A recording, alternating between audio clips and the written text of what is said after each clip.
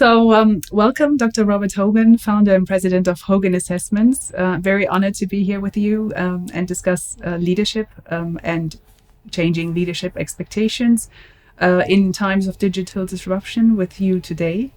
We will be discussing a few questions, and I'll be curious to see your take at whether or not it's going to be charisma or humility that we are looking for in leaders. Thank you, Nicole, for inviting me. It's a pleasure to be here. So can you share examples from across industries that leadership changed to the better? Leadership has changed towards sustaining companies. Are there any examples for that over the past, let's say, 5 to 10 years? Well, I think there are three answers to that. On the one hand, I think people for years resisted the evidence that two-thirds of all existing CEOs in America are going to get fired in the next couple of years. Well, what does that tell you? It means that the majority of them are not doing a good job. So the casualty rate I think there's abundant evidence that two-thirds of them are not much good at their job. Because the requirements change that they are being measured against? Oh, that's a really good question. And I think the answer, it has to do with the way people get hired into management positions. Mm-hmm. Starting in the 1970s, there developed in America something called agency theory. The idea was, prior to the 1970s, publicly held companies were managed in a very leisurely kind of country club manner. And in the early 1970s, a group of activist investors, people like Carl Icahn and T. Boone Pickens, bought into these companies and then began pushing the companies for results. And what they wanted better results from the company. That meant getting better results out of the CEO. Agency theory had to do with tying the CEO's salary to the performance of the stock. Mm-hmm. And then the idea was, we're now going to hire a new CEO, and we've got 5 candidates there. What you're looking for is what they think they're looking for is the guy who says, I can double the stock value in 5 years. I can take this company to a new level. I can remake this company. I can make America great again. Okay, so that's the guy they're going to hire as CEO.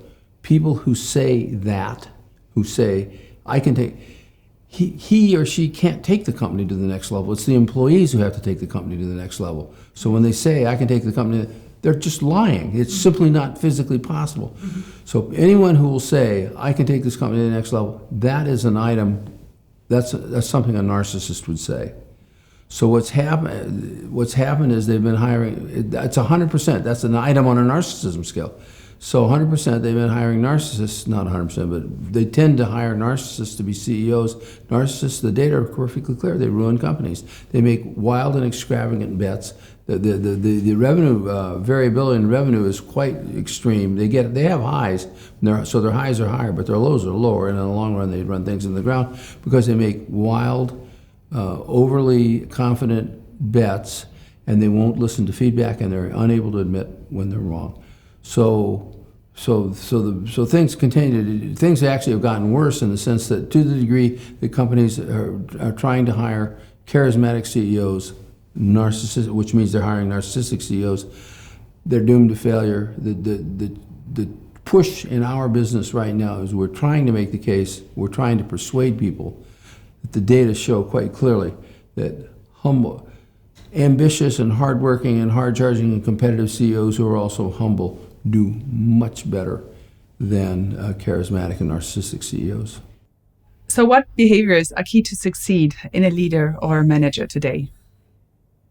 Well, there's a cluster of behaviors, but they all hang together. Mm-hmm. But they're statistically independent, but for a manager to be effective, they need to have them all.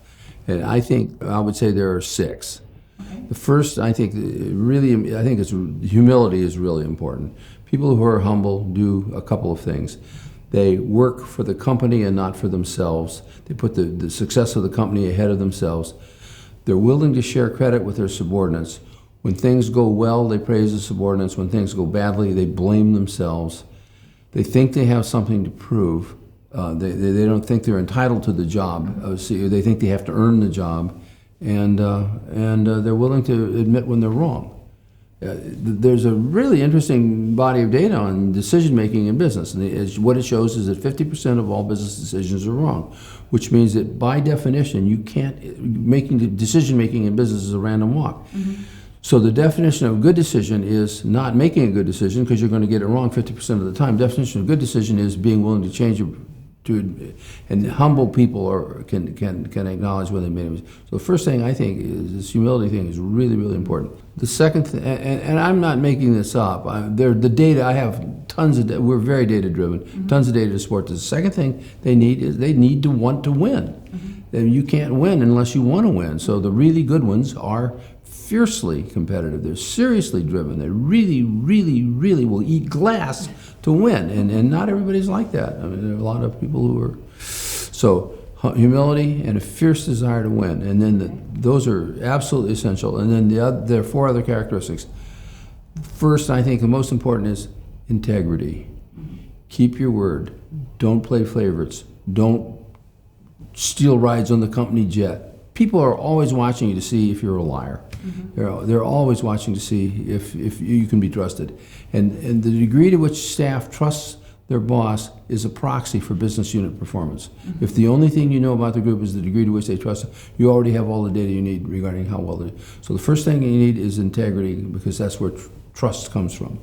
Second thing you need is competence in you need to know what you're talking about in the business. And this is a big deal because with the rise of the cult of the MBA, there's this theory that there's a formal body of knowledge that these guys have or can acquire in their MBA program, and then they can take that, and the content of the job is sort of irrelevant. Wherever they go, they can apply these formal rules of engagement, as it were, and it's just not true. If you're in charge, people will come to you all day long asking for advice about how to do this or that or the other. If you don't understand how the business works at the shop floor, you can't give them advice.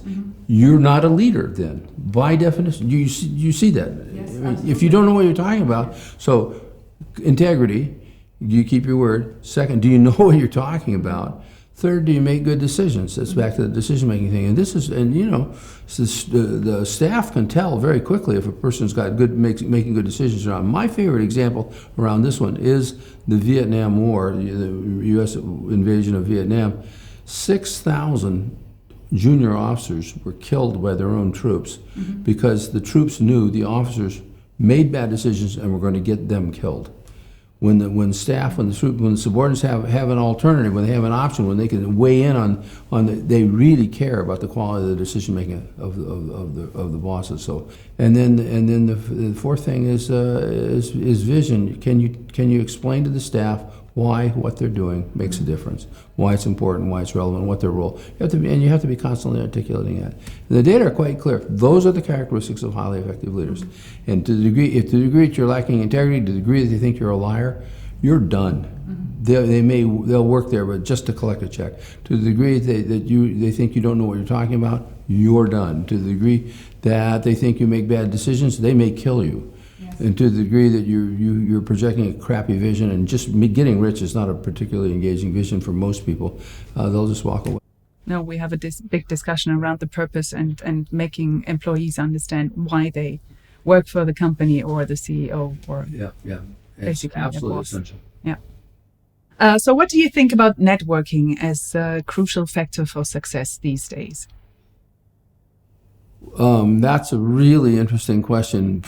Personally, for me, I'm not a very high recognition person. I actually don't much enjoy networking.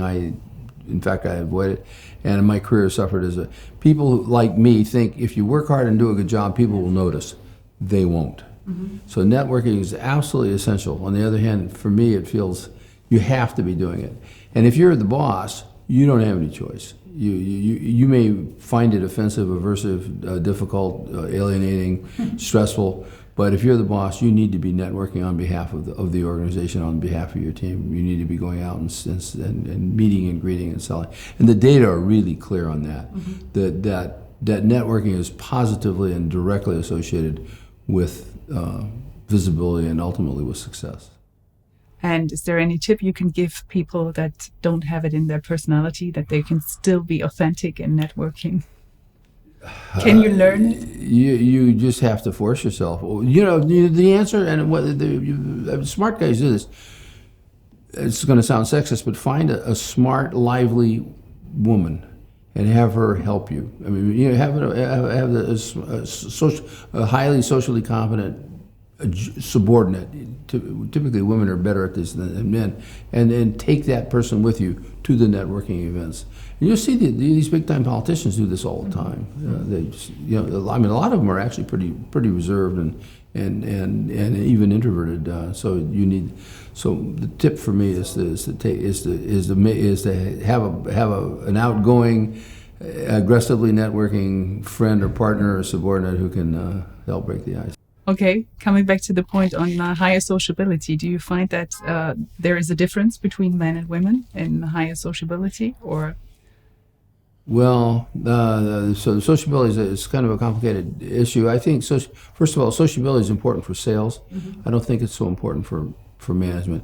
People with high scores on sociability talk all the time, and they have real trouble listening. Mm-hmm. And to be a good leader, you have to be willing to listen. So I think high sociability is counterindicated, is negatively correlated with high. It's absolutely essential for sales. It's a handicap. The average scores in sociability are what you really need in leadership. No, I just wanted to say whether you need sociability to be networking. Oh, yeah. People with high scores on sociability are great. I mean, that's what they do. They network like mad, and they can't stop networking. But networking is essential if you're doing the networking on behalf of the team or the organization. If you're doing networking on behalf of your own career, then you're behaving a lot like a narcissist. You're putting your own career ahead of the organization, the team, the unit comes first. And if you're networking, it has to be on behalf of advancing the team agenda, not your own person, not you finding your next good job. Okay, thank you.